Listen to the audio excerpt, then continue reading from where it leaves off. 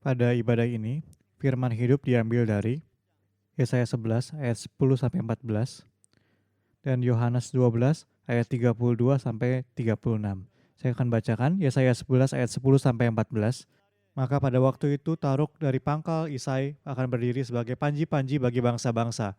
Dia akan dicari oleh suku-suku bangsa dan tempat kediamannya akan menjadi mulia. Pada waktu itu Tuhan akan mengangkat pula tangannya untuk menebus sisa-sisa umatnya yang tertinggal di Asyur dan di Mesir, di Patros, di Ethiopia dan di Elam, di Sinear, di Hamat, dan di pulau-pulau di laut. Ia akan menaikkan suatu panji-panji bagi bangsa-bangsa, akan mengumpulkan orang-orang Israel yang terbuang, dan akan menghimpunkan orang-orang Yehuda yang terserak dari keempat penjuru bumi. Kecemburuan Efraim akan berlalu, dan yang menyesakkan Yehuda akan lenyap. Efraim tidak akan cemburu lagi kepada Yehuda, dan Yehuda tidak akan menyesakkan Efraim lagi. Tetapi mereka akan terbang ke barat, ke atas lereng gunung Filistin, bersama-sama mereka akan menjarah Bani Timur. Mereka akan merampas Edom dan Moab, dan orang Amon akan patuh kepada mereka. Demikianlah firman Tuhan. Amin. 할렐루야. Haleluya.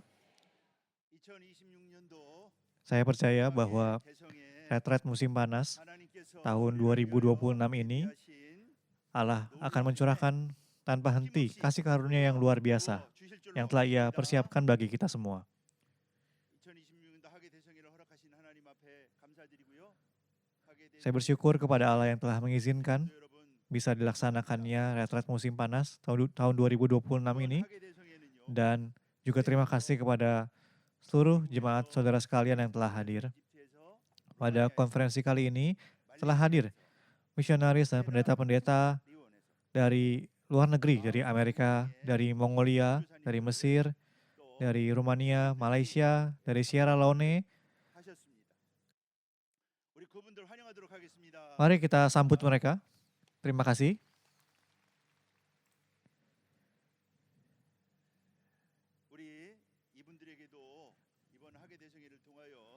Saya percaya bahwa kepada Bapak Ibu sekalian akan turun dengan melimpah kasih karunia Allah yang luar biasa yang diberikan lewat firman sejarah penebusan pada retret musim panas kali ini.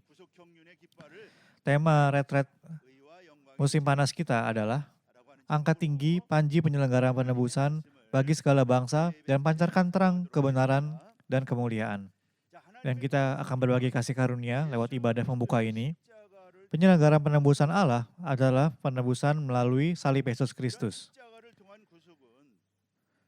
Penebusan melalui salib ini bukan hanya keselamatan bagi jiwa, tetapi merupakan penebusan yang utuh dan sempurna, yaitu sampai mencakup penebusan tubuh, penebusan manusia seutuhnya. Serta lewat penebusan ini, Allah memulihkan segala ciptaan. Ini merupakan pekerjaan pemulihan alam semesta yang menyatukan segalanya. Dan demi menyelamatkan seluruh bangsa, dengan tujuan untuk menyelamatkan seluruh bangsa, itulah yang disebut penebusan Allah. Allah telah menegakkan, mengangkat tinggi panji penyelenggaraan penebusan untuk menggenapi penyelenggaraan penebusan tersebut. Panji adalah sesuatu yang bisa dilihat oleh siapa saja. Dan pada panji ada suatu pesan. Ada pesan dari Allah yang dinyatakan lewat panji tersebut. Nah, kita akan memperhatikan panji penyelenggaraan penebusan ini. Yang pertama, Yesus Kristus adalah panji Sion.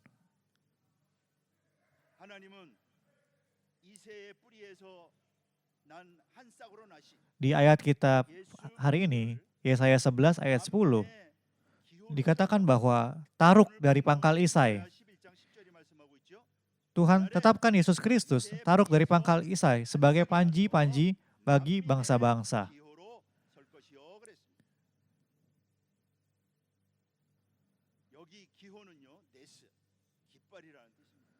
Di sini kata panji, panji-panji adalah nes, artinya bendera atau panji. Artinya, ia akan berdiri sebagai panji bagi semua bangsa. Lalu dikatakan bahwa dia akan dicari oleh suku-suku bangsa dan tempat kediamannya akan menjadi mulia. Nah, tempat kediaman itu menuju kepada Sion. Makanya disebut sebagai panji Sion. Panji Sion adalah apa? Dikatakan itu adalah suatu taruk dari pangkal Isai. Isai adalah suatu keluarga atau sebuah keluarga yang tidak dikenal, yang tidak diperhitungkan keberadaannya. Dari situlah Yesus lahir sebagai sebuah tunas. Dan faktanya Tuhan lahir di Bethlehem kan? Di Mika 5 ayat 2 disebut bahwa itu yang paling kecil. Tetapi Allah menetapkannya sebagai panji Sion. Nah saudara, tempat seperti apakah Sion itu? Dalam Alkitab, Sion menunjuk kepada tempat yang paling tinggi atau gunung yang paling tinggi atau puncak yang tertinggi. Di Yesaya 2 ayat 2 dikatakan, akan terjadi pada hari-hari yang terakhir, gunung tempat rumah Tuhan akan berdiri tegak di hulu-hulu gunung, menjulang di atas bukit-bukit. Gunung tempat rumah Tuhan, itulah Sion. Itu berdiri di atas semua puncak gunung. Jika diibaratkan, itu seperti gunung Everest. Dikatakan bahwa gunung itu akan menjulang tinggi di atas semua bukit-bukit. Sion adalah tempat yang paling tinggi. Di Mika 4 ayat 1 juga dikatakan yang sama. Jadi Allah telah menetapkan Yesus Kristus sebagai panji Sion yang menjulang tinggi di atas segala bangsa. Di Mazmur 99 ayat 2, tentang hal ini difirmankan, Tuhan itu maha besar di Sion, dia tinggi mengatasi segala bangsa. Tentang sejarah penyelamatan yang luar biasa yang akan digenapi lewat salib Yesus, difirmankan akan seperti demikian. Dan bukan hanya itu, panji juga mengandung arti pemimpin yang unggul atau kepala.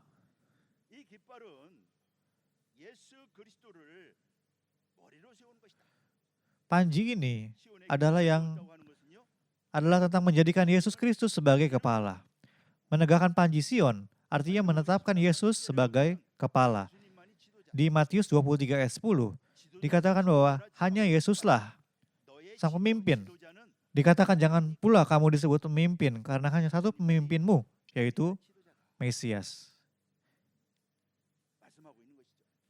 Satu pemimpinmu yaitu Kristus. Yesus mengambil rupa hamba sampai mati, dia taat sampai mati.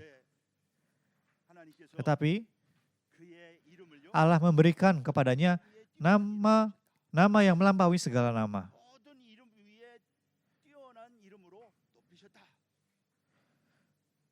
Allah meninggikannya dengan nama di atas segala nama. Dikatakan di Filipi 2 ayat 8 sampai ayat 11.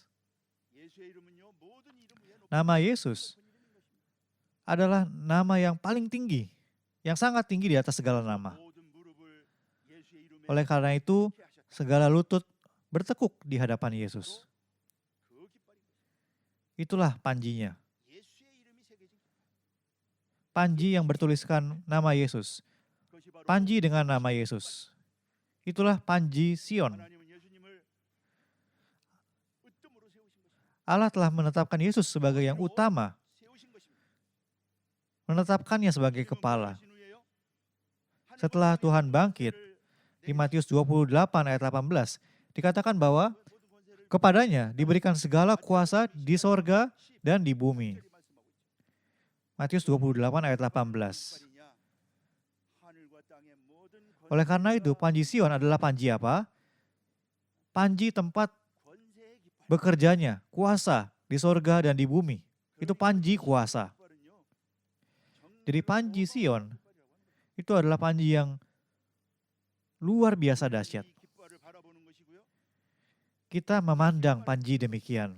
Kita mempercayai panji itu. 나아가서 믿는 자는요.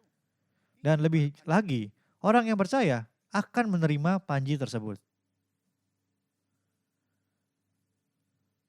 뿐만 아니라 Dan bukan hanya itu, 깃발은요, panji Sion 하나님의 실존을 adalah panji yang bersaksi tentang 하나님의 실존 keberadaan Allah atau kenyataan Allah.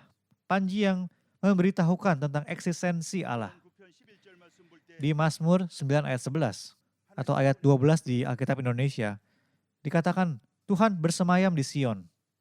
이 깃발은요. 여기에 하나님이 계시다는 뜻입니다. Panji ini berarti 어디 있느냐 묻지 말라는 Allah ada di sini. 필요가 없다. Artinya, jangan bertanya lagi di mana Allah berada. 무신론자가 Di saat ini, 대부분 아닙니다. mayoritas orang-orang 이게 하나님의 임재 tidak percaya Allah kan, ateis. 실존을 알리는 Nah, panji dari Tuhan ini adalah pesan untuk memberitahukan 깃발이라고 하는 것이에요. adanya Allah kepada mereka. Panji yang menyatakan keberadaan Allah. 이 깃발을 Itulah 우리가 yang disebut dengan panji Sion. 이 깃발을 Oleh karena itu, ketika kita memberitakan panji ini, 살아계심을 ketika kita menyampaikan panji ini, artinya kita memberitahukan bahwa Allah itu hidup. 구름 기둥과 불 기둥이 Tiang awan dan tiang api 광야의 이스라엘 백성들 adalah tanda yang memberitahukan bahwa Allah hadir di tengah-tengah bangsa Israel di padang gurun. Nah, sama seperti itu, panji ini 하나님의 살아계심과 adalah panji yang memberitahukan Allah yang hidup, 시온의 hadirat Allah. Itulah panji Sion. 그래서 시편 기자는 Makanya pemazmur mengatakan 2절에 di Mazmur 74 ayat 2, Gunung Sion yang didiami Tuhan. 시편 135편 Gunung Sion yang engkau diami. 예루살렘에 Di Mazmur 135 ayat 21 juga dikatakan, 예루살렘이 시온 아닙니까? Tuhan dari Sion yang diam di Yerusalem. Jadi Yerusalem itu Sion kan? 이 깃발은 시온의 깃발은요. Lalu kedua, 세계 깃발이 panji ini atau panji Sion adalah panji hidup kekal. 주님은 니고데모가 찾아왔을 때 Ketika Nikodemus datang mencari Yesus, dalam percakapan Yesus dengan Nikodemus, 광야에서 뱀을 든 것 같이 Yesus berkata, sama seperti Musa meninggikan ular di padang gurun, demikian juga anak manusia harus ditinggikan. 주님이 들려야 한다고 하는 것입니다. Ya, Tuhan 이스라엘 harus 백성들이 광야에서 ditinggikan. 불평할 때 하나님은 Ketika bangsa Israel bersungut-sungut di padang gurun, 불린 자들이 Allah mengirimkan ular tedung. Banyak dari mereka yang digigit ular dan mati. Nah, pada waktu itu Allah berfirman, buatlah ular dari tembaga dan taruhlah pada sebuah tiang. Lalu ia berkata bahwa setiap orang yang memandangnya akan hidup. Ini dicatat di Bilangan 21 ayat 9. Hanya orang yang memandangnya saja yang akan hidup. Di sini dikatakan Musa membuat ular tembaga dan menaruhnya pada sebuah tiang. Maka jika seseorang yang dipagut ular dan ia memandang kepada ular tembaga itu, tetaplah ia hidup. Nah, di sini tiang itu adalah bahasa Ibrani nes. Itu juga memiliki arti panji. Jadi maksudnya adalah Tuhanlah yang menjadi panji tersebut. Hanya bagi orang yang percaya akan beroleh hidup kekal. Di Yohanes 3 ayat 15 sambil mengatakan tentang ia harus ditinggikan, difirmankan juga supaya setiap orang yang percaya kepadanya beroleh hidup yang kekal. Jadi ini panji hidup kekal. Faktanya, umat manusia semuanya adalah orang-orang yang telah digigit ular. Sama seperti orang Israel yang digigit ular, tedung, saat bersungut-sungut. Umat manusia telah digigit oleh ular. Di Kejadian pasal 3 mengatakan hal itu kan. Sehingga umat manusia menjadi keberadaan yang berujung pada kematian. Roma 6 ayat 23 katakan itu kan. Tapi dikatakan barang siapa yang memandang kepada ular tembaga itu, memandang kepada panji itu akan hidup. Oleh karena itu, panji ini adalah panji yang menghidupkan. Panji yang menghidupkan setiap orang yang memandangnya dengan iman. Itu adalah panji hidup kekal. Yang menghidupkan manusia-manusia yang tadinya tidak bisa mengelak untuk mati karena dosa. Dalam penghakiman yang kekal. Yang harusnya dihakimi dan pergi ke neraka. Jadi panji ini adalah panji hidup kekal. Panji kehidupan.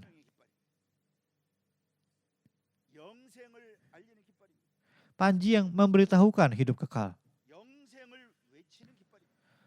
Panji yang menyerukan hidup kekal. Panji itu tidak diam saja kan, melainkan berkibar ditiup angin. Jadi itu panji yang menyerukan, berseru tentang hidup kekal. Hai manusia, ada hidup kekal. Kalian bukanlah makhluk yang ditakdirkan untuk mati. Kalian akan hidup bersama dengan Allah selamanya. Terimalah keselamatan. Ini adalah panji yang menyerukan hal demikian. Apakah saat ini kita sedang memandang panji yang terpasang di Sion itu dengan iman? 1 Yohanes 5 ayat 13 mengatakan hal itu kan? Tujuan akhir penebusan adalah hidup kekal. Tujuan dari penebusan adalah hidup kekal. Penebusan disempurnakan melalui hidup kekal. Dikatakan di 1 Yohanes 2 ayat 25. Satu-satunya janji yang dijanjikan Allah adalah hidup kekal. Tujuan penebusan adalah hidup kekal. Kehidupan kekal itulah yang sedang dinyatakan lewat panji dari Tuhan.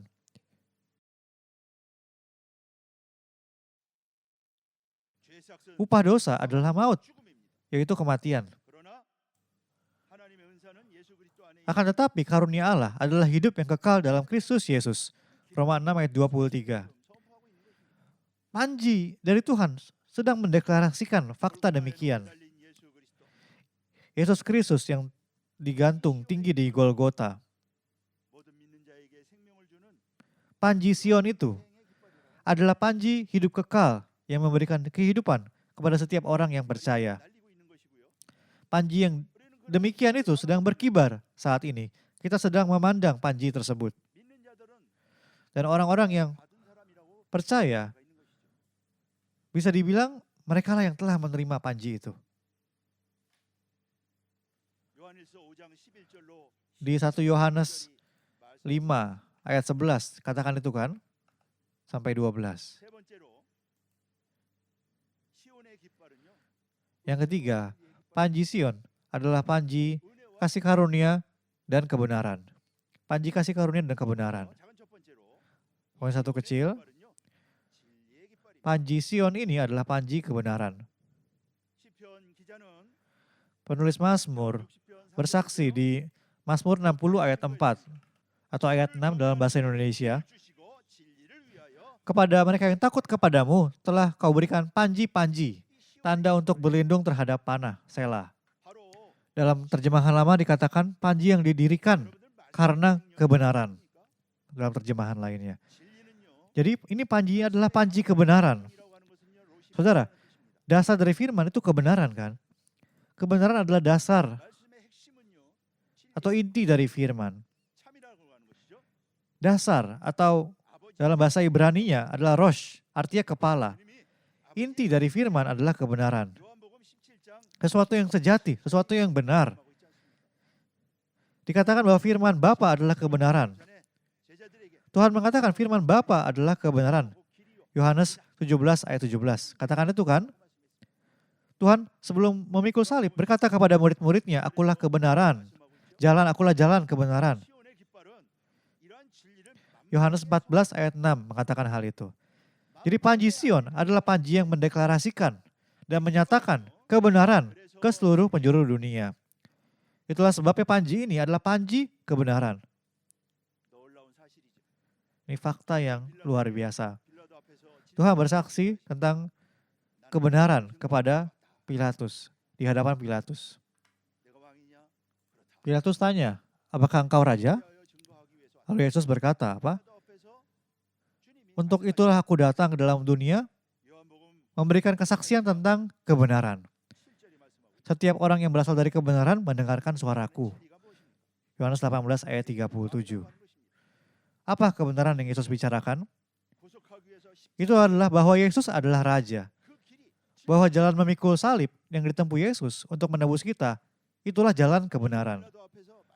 Ia mengatakan hal tersebut di hadapan Pilatus.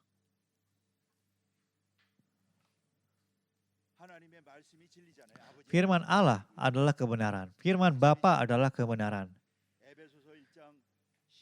Firman itu adalah kebenaran. Dikatakan di Efesus 1 ayat 13. Itulah makanya disebut firman kebenaran. 2 Korintus 6 ayat 7 juga katakan yang sama. Lalu dikatakan bahwa Injil adalah kebenaran. Injil, keselamatan salib yang menebus kita. Itulah Injil, keselamatan salib. Injil itu kebenaran. Di Galatia 2 ayat 5, Galatia 2 ayat 14 dikatakan. Injil adalah kebenaran. Firman adalah kebenaran.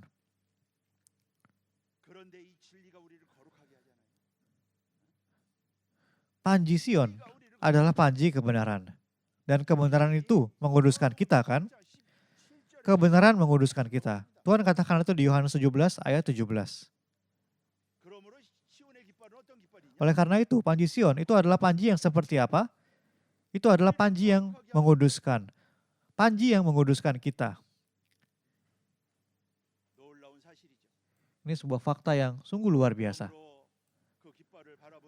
Oleh karena itu, setiap orang yang memandang panji itu, yang percaya pada panji itu, yang menerima panji itu, akan sampai pada kekudusan.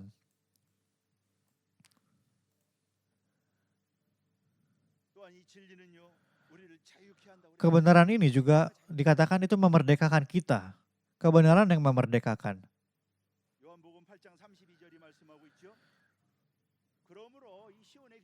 Di Yohanes 8 ayat 32 dikatakan, oleh karena panji itu, panji Sion adalah panji kebebasan. Panji yang memberi kita kemerdekaan. Kebebasan sejati dan yang kekal. Itulah panji yang memberikan kebebasan itu. Kebebasan yang sejati dan kekal. Hanya panji inilah yang memberikan kebebasan bagi kita. Kebebasan yang kita nikmati saat ini di masyarakat kapitalis dan masyarakat liberal hanyalah bayangan saja. Kebebasan sejati datang melalui panji dari Tuhan ini. Yang kita sebut sebagai panji kebebasan ini. Panji yang memberikan kemerdekaan kepada kita. Panji yang memberi kita pembebasan atau kemerdekaan ini. Panji yang berkibar di Sion itu adalah panji yang memberikan kebebasan bagi kita. Di Roma 6 ayat 18 dikatakan itu memerdekakan kita dari dosa.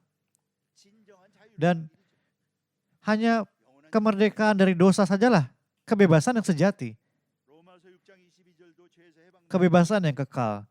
Di Roma 6 ayat 22 juga dikatakan bahwa kamu telah dimerdekakan dari dosa. Dan tujuan akhirnya adalah hidup kekal. Kita juga bisa melihat Rasul Yohanes mengatakan di Wahyu 1 ayat 5 bahwa Tuhan melepaskan kita dari dosa, membuat kita menjadi suatu kerajaan dan imam. Jadi kita harus menjadi orang yang seperti apa? Kita harus mengenakan kebenaran. Kita harus mengenakan kebenaran ini. Efesus 4 ayat 24 dikatakan. Dan mengenakan manusia baru yang telah diciptakan menurut kehendak Allah di dalam kebenaran dan kekudusan yang sesungguhnya. Kita harus menjadi orang yang di dalam kita berdiam hukum kebenaran. Orang yang di dalamnya ada kebenaran, hukum kebenaran, pastilah hukum kebenaran itu keluar dari mulutnya. Malakia 2 ayat 6 katakan itu. Kita sedang hidup di zaman akhir. Di masa akhir zaman. Faktanya, akhir zaman telah dimulai sejak kedatangan Yesus. Sejak turunnya Roh Kudus, itulah akhir zaman. Dan saat ini kita sedang hidup di masa yang paling akhir dari akhir zaman tersebut. Pada masa inilah yang kita butuhkan adalah kebenaran. Persenjatai dirimu dengan kebenaran. Di Efesus 6 ayat 14 dikatakan tentang berikat pinggangkan kebenaran. mempersenjatai diri dengan kebenaran. 그 진리를 가져다 주는 것이 저 깃발입니다. Perihal membawa kebenaran, itulah panji Sion. 작은 두 번째로 이 Poin 시온의 dua 깃발은요, kecil, 은혜의 panji Sion adalah panji kasih karunia. 은혜의 깃발입니다. Panji kasih karunia. 요한복음 1장 14절 말씀 볼 때 Jika lihat Yohanes 1 ayat 14, 예수님 Yesus datang dengan kasih karunia kan? Penuh kasih karunia. Yesus adalah kasih karunia itu sendiri. 은혜와 진리로 오셨다. Semuanya adalah kasih karunia. 은혜 위에 은혜라. Dia adalah kasih karunia itu sendiri. 요한복음 1장 16절. Yohanes 1 ayat 16 katakan itu. Dia penuh kasih karunia dan kebenaran. 마지막에 가져올 은혜가 Di 1 Petrus 1 ayat 13 dikatakan bahwa akan ada kasih karunia yang dibawa pada waktu akhir. 그 은혜의 깃발이 시온에서 Itu pun adalah Yesus Kristus. Panji kasih karunia itulah yang berkibar di Sion. 노아는 은혜를 Kasih karunia, 노아는 keselamatan. Kasih karunia itu adalah keselamatan. 큰 은혜를 입었습니다. Dikatakan Nuh mendapat kasih karunia kan? Nuh hidup di zaman yang jahat dan dia menerima kasih karunia yang besar. Kejadian 6 ayat 8. 은혜는 Apa kasih karunia yang diterima oleh Nuh? 그래서 Yaitu keselamatan lewat bahtera Nuh. 사도행전 15장 Kasih karunia itu tepatnya adalah keselamatan. Itulah sebabnya kita diselamatkan oleh kasih karunia. Kisah 15 ayat 11. 이번 하게 대성에 Waktu ini adalah waktu perkenaan itu. Waktu kasih karunia itu. 충만히 받는 모두가 Dikatakan di ayat tersebut. 하겠습니다. Kiranya lewat retret musim panas ini, 없이 쏟아 부어 주심으로 saudara sekalian sungguh-sungguh menerima anugerah kasih karunia yang telah Allah sediakan dan persiapkan. Allah mencurahkannya tanpa henti. 그러나 그러한 모든 Cuaca saat ini sangat panas, saudara. Apa itu 37 derajat? 시원한 은혜가 Hanya dengan berdiam diri saja sudah keringetan kan? Tapi saya percaya bahwa kasih karunia yang menyegarkan, yang membuat kita melupakan segala rasa panas tersebut 임하고 akan turun dengan penuh tercurah kepada seluruh jemaat saudara sekalian. Saya akan menyimpulkan firman ini. Yesus Kristus, panji Sion adalah panji bagi segala bangsa. Panji bagi segala bangsa. Ayat pembahasan kita hari ini mengatakan bahwa ia akan berdiri sebagai panji-panji bagi bangsa-bangsa dan suku-suku bangsa akan kembali kepadanya. Panji segala bangsa itu adalah tentang kembalinya bangsa-bangsa kepada dia. Penyelenggaraan penebusan Allah adalah untuk menyelamatkan segala bangsa. Segala bangsa di sini menuju kepada orang-orang yang ia pilih. Lewat panji Sion, bangsa-bangsa akan kembali. Semuanya akan kembali. Itu sebabnya pendeta senior kita, Abraham Park, ketika menerbitkan seri sejarah penebusan, mengatakan bahwa bangsa-bangsa akan datang, menari-nari ke hadapan firman. Ia mempercayai visi tersebut. Dan kita pun terus berlari untuk memenuhi misi itu. Sesuai dengan firman, Yesus berkata, Tuhan berkata, apabila aku ditinggikan dari bumi, aku akan menarik semua orang datang. Yohanes 12 ayat 32. Ketika orang-orang Yunani datang mencari Yesus, Yesus berkata bahwa sebutir gandum harus jatuh ke tanah.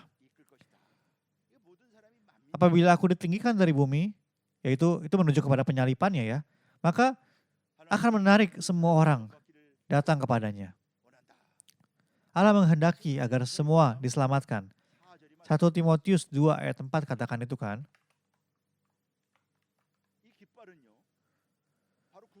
Panjinya ini menuju kepada, itu adalah panji firman penebusan. Itulah firman untuk mengumpulkan bangsa-bangsa.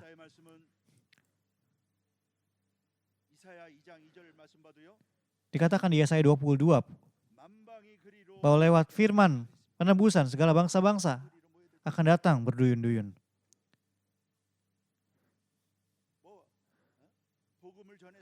Maksudnya dengan memberitakan Injil, orang-orang akan datang berduyun-duyun ke Sion. Kembali kepada Yesus.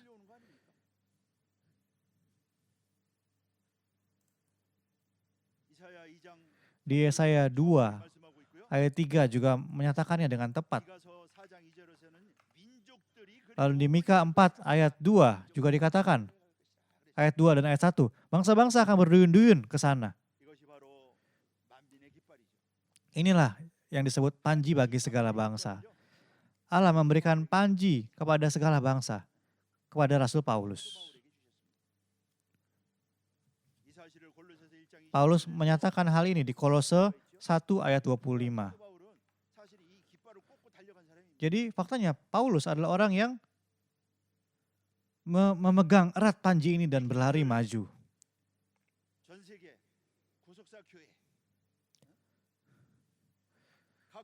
Saya percaya bahwa Tuhan telah memberikan panji ini kepada masing-masing gereja sejarah penebusan di seluruh dunia. Panji itu diberikan kepada kita, jemaat-jemaatnya. Hari ini dengan iman, saya berdoa dan memberkati dalam nama Yesus Kristus, kita semua memegang erat panji ini, mengangkat tinggi panji ini, dan berlari dengan iman. Membawa bangsa-bangsa datang ke hadapan Tuhan. Tema retret kita apa? Angkat tinggi panji kan? Maka dengan angkat tinggi panji harus ada kan panjinya. Kita mengangkat tinggi panji, memancarkan terang, kasih karunia dan kebenaran. Maka akan terjadi pekerjaan besar dari Tuhan.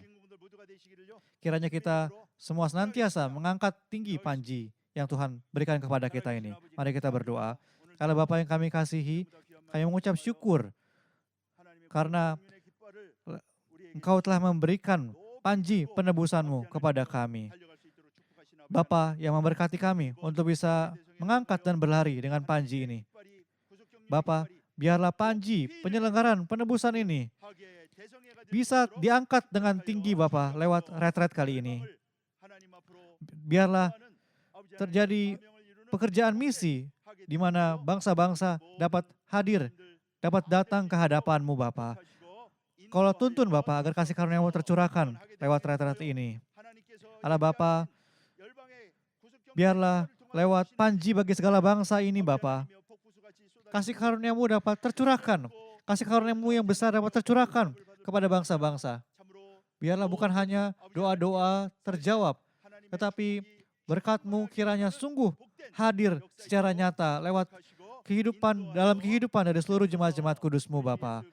Kami panjatkan segala doa dan syukur ini dalam nama Yesus Kristus. Amin. Mari kita naikkan syukur kepada Tuhan.